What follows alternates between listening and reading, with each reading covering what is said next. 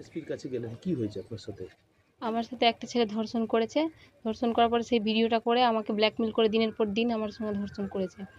যখন আমি এসপির কাছে যাই, তো তাকে এখনো পর্যন্ত অ্যারেস্ট করা হয়নি। এখনো আমরা অভিযোগ জানাই ৭ তারিখে।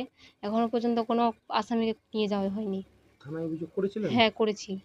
কি করছিল? ভিডিও করে আপনাকে ব্ল্যাকমেইল করছিল? হ্যাঁ, দিনের পর দিন ওই ভিডিওটা দেখিয়ে আমাকে ধর্ষণ করছিল, আমাকে ব্ল্যাকমেল করছিল। বলেছিল ইন্টারনেটে বা কোনো সোশ্যাল মিডিয়ায় পোস্ট করে দিবে। উনি কোথায় ধর্ষণ করেছিল আপনাকে? ওর বাড়িতে আমাকে বাগানে নিয়ে গিয়ে তারপর আমার বাড়িতেও এসছে, আমাকে রাত ১২টা-১টার দিকে আমার বাড়িতে পিছনে দাঁড়িয়ে থাকতো। বিয়ে করবে বলেছিল আপনাকে? হ্যাঁ, মিথ্যে কথা বলে আমাকে বিয়ে করবে বলেছিল। তারপরে?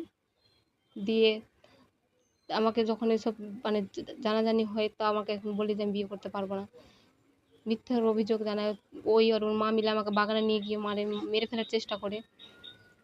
তারপরে আমাদের হুমকি দেয়, কাউকে যদি বলি ৫ লাখ টাকা ঘুষ দেওয়ার কথা বলে, কথাটা চেপে দেওয়ার জন্য। থানায় গেছিলেন? হ্যাঁ, গেছিলাম। এখনো ধরেছে পুলিশ? কিছু না, করেছে? কিছু করেনি। তাই কোথায় গেলেন? এসপির কাছে জমা দিলেন? হ্যাঁ, কার কাছে অভিযোগ করেছেন এবার? এবার এসপির কাছে দিয়েছি, কালকে পুলিশ এসেছিল। কি চান? আমরা শাস্তি চাই। তো আমি সেটা জানি না, আমি গরিব মানুষ, দিনমজুরি বা খাটি, ওর বাবাও খাটে।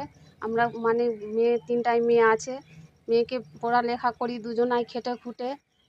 সকাল হয় ৯টা বেরিয়ে আমি কাজে চলে যাই, মেয়ে বাড়িতে থাকে।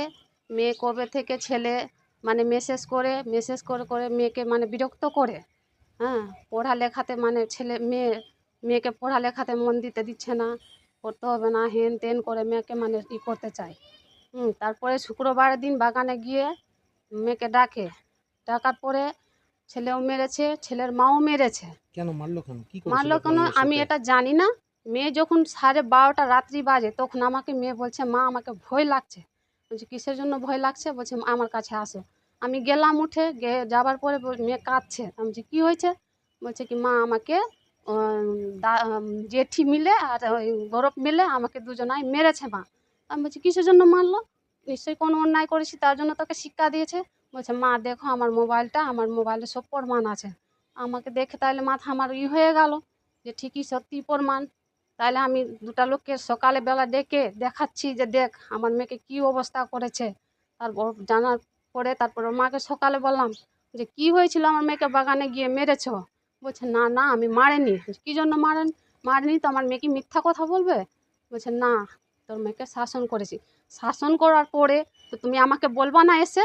বললো না এসে। আপনার মেয়ে বলছে যে আপনার মেয়ের সাথে খারাপ কাজ করেছে, আমি ভিডিও করে নিয়েছে তার। হ্যাঁ, খারাপ কাজ করেছে। তারপরে আমার মেয়েটা বলছে যে মা দেখো এগুলো আমার কাছে খারাপ কাজ করেছে। আমি বলছি ঠিক আছে, খারাপ কাজ করেছে তখন আমি সাজা দিব। হ্যাঁ, তো বললাম ওর মাকে, বলছে না আমি এগুলো মানতে পারবো থানায় না। গেছিলেন? হ্যাঁ, থানায় গেছিলাম। কিছু এখনো ধরেছে পুলিশ? কিছু করেছে? না, এখন ধরা হয়নি, রাত্রে এসছিল। এসপির কাছে জমা দিয়েছেন? হ্যাঁ, সব দিয়েছি জমা। এবার এসপির দ্বারস্থ হয়েছে, কি বলবেন? দেখুন, এই ধরনের ঘটনা পশ্চিমবঙ্গে নিয়মিত ঘটে চলেছে, একদম ধারাবাহিক ঘটনা, আর দিন দিন এই ঘটনার বৃদ্ধি পাচ্ছে। আমরা যদি প্রথম থেকে দেখি যে পুলিশ প্রশাসন এবং স্বয়ং মুখ্যমন্ত্রীর যে ভূমিকা, প্রথম দিকে যা ভূমিকা, তাতে কি হচ্ছে যে সমাজ বিরোধীরা কিন্তু এইগুলোতে আরও উৎসাহিত হচ্ছে। আজকে যে কোনো অপরাধের ক্ষেত্রেই পুলিশের যে ভূমিকা, তাতে সাধারণ মানুষের কাছে একটা স্পষ্টতই হয়ে গেছে যে পুলিশ কিন্তু সমাজ বিরোধীদের পক্ষে, তাদেরকে আড়াল করা, তাদেরকে সুরক্ষা করার কাজে তারা কিন্তু ব্যস্ত। তো খুব স্বাভাবিকভাবে এত বড় ঘটনা আরজি করের ক্ষেত্রেও আমরা দেখলাম যে প্রাথমিক ক্ষেত্রে পুলিশ কিন্তু সেটাকে ধামাচাপা দেওয়া, আত্মহত্যা বলে চালানোর একটা প্রয়াস করেছিল। তো প্রত্যেকটা ক্ষেত্রে তাদের একই ভূমিকা, মানে তাদের স্বভাব এটা তৈরি হয়ে গেছে। তো এই জায়গাতে দাঁড়িয়ে স্বাভাবিকভাবে যারা নির্যাতিতা বা যারা এই ধরনের পরিস্থিতির সম্মুখীন হচ্ছেন, কোর্ট বা উচ্চতর আধিকারিকের কাছে যেতে হচ্ছে। আমার তো মনে হয় না যে এসপির কাছ থেকেও সুবিচার পাবে, হয়তো কোর্টের মাধ্যমে পুলিশের কাছে নির্দেশ আসবে।